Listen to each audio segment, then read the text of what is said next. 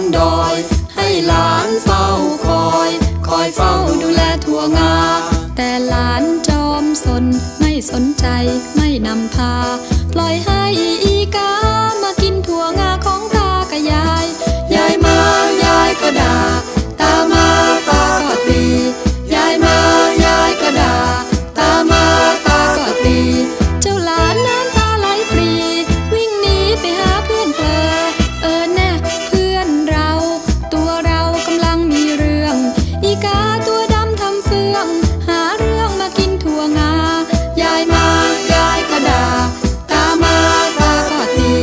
ยายมายายก็ด่าตามาตาก็ตีเจ้าเพื่